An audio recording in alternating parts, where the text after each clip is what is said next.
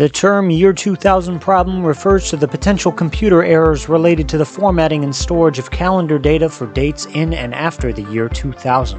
In the years leading up to the turn of the millennium, the public gradually became aware of the Y2K scare, and individual companies predicted the global damage caused by the bug would require anything between 50 and 600 million to rectify. A lack of clarity regarding the potential dangers of the bug led some to stock up on food, water, and firearms, purchase backup generators, and withdraw large sums of money in anticipation of a computer-induced apocalypse. The problem started because on both mainframe computers and later personal computers, memory was expensive, up to $100 per kilobyte in 1975. It was therefore very important for programmers to minimize usage. Since computers only gained wide usage in the 20th century, programs could simply prefix 19 to the year of a date, allowing them to only store the last 2 digits of the year instead of 4. As space on disk and tape storage was also expensive, these strategies saved money by reducing the size of stored data files and databases in exchange for becoming unusable past the year 2000.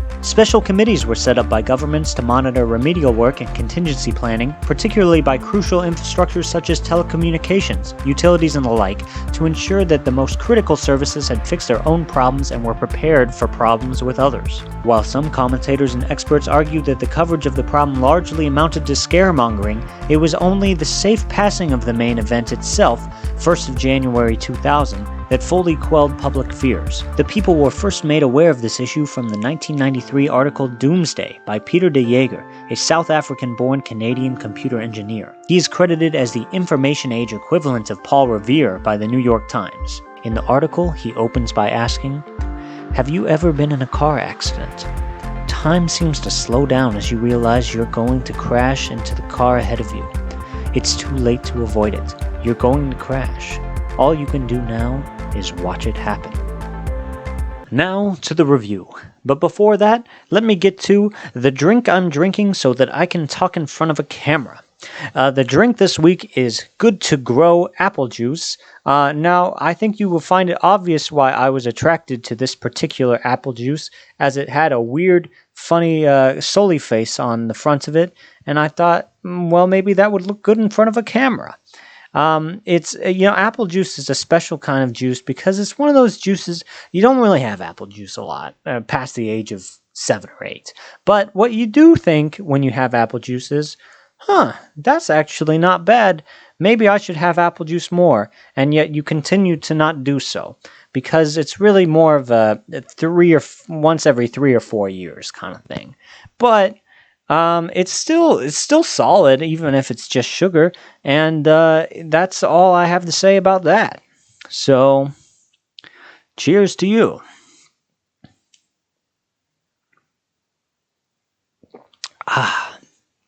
Yeah, I mean, it's not bad. It's like, fine, it's apple juice, you know?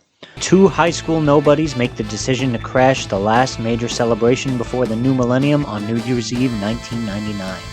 The night becomes even crazier than they could have ever dreamed when the clock strikes midnight. This film was a Kyle Mooney creation, most famous for his video work on Saturday Night Live from 2013 to 2022. A movie he also wrote and starred in, which I feel I have an obligation to share with the class, is Brigsby Bear, a 2017 indie film that is a weirdo precious gem of a movie. It's one I think about a lot as an example of a truly magnificent film that has gotten lost in the cracks and hasn't really gained the cult classic status that I feel like it really deserves. And if we as a society are not careful, it could happen with this one as well. Out of all the movies I've reviewed so far on this channel, this one is the most pleasant surprise. I was dying laughing at some of his completely absurd humor, and its breakdown of coming-of-age tropes had him pulling the rug out from under me more than a few times. It had a gaggle of supporting performances that had complete freedom, and yet still they found a way to make their interactions engaging and reasonable. The central force of Y2K was handled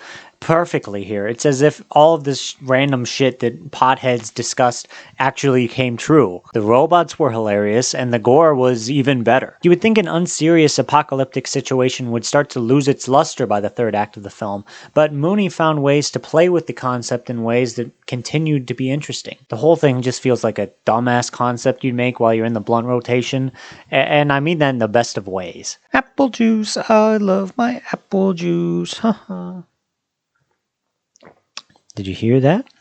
Apple juice. Characters have a great way of acknowledging the stupidity of the situation, but it's not a in-your-face meta-analysis that cuts the motivation from its knees. Every actor is absolutely committed to their part in a way that goes against fourth wall breaks and quips. At the same time, this film is entirely concerned with dissecting the coming-of-age story and all the tropes that come with it. In many cases...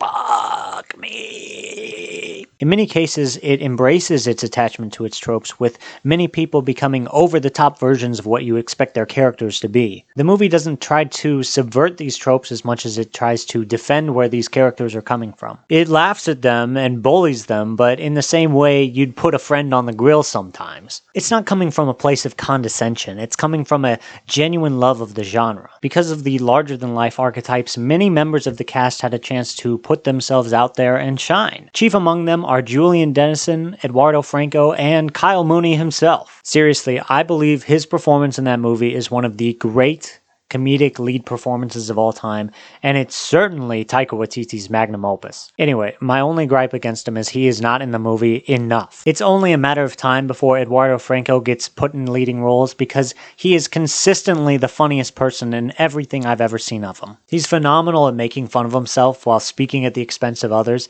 and he's got such a lovable quality that it's so easy to get behind him. His characters are so fucking stupid, and I love it so much. It's like every time he gets a line, he's like, what is the dumbest way I could possibly read this line?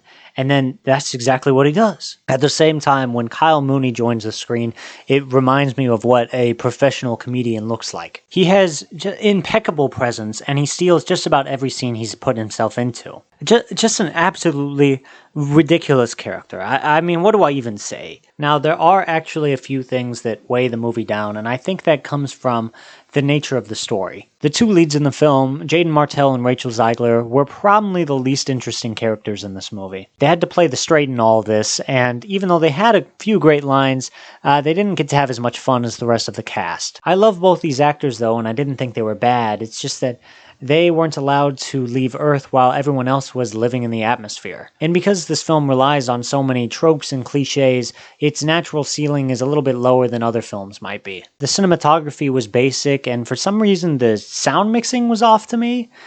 It could have been my theater, but I feel like something about the sound mixing was off. But this is about as good a film as this can possibly be, given the kind of movie that it is. It made me laugh really hard. I'm explaining all these things, but sometimes as a comedy, it's just as simple as that. I get tired of the nostalgia core, but for this one, I can make an exception because it's just so fucking stupid, and I love stupid movies. I'm gonna give this one a red turtle and a squirt. And now that's enough for me. Now why don't you have your own little Y2K and create an apocalypse for yourself? I've been thinking about doing the same thing. I saw the CEO of United Healthcare got shot, and I'm not condoning shooting people, but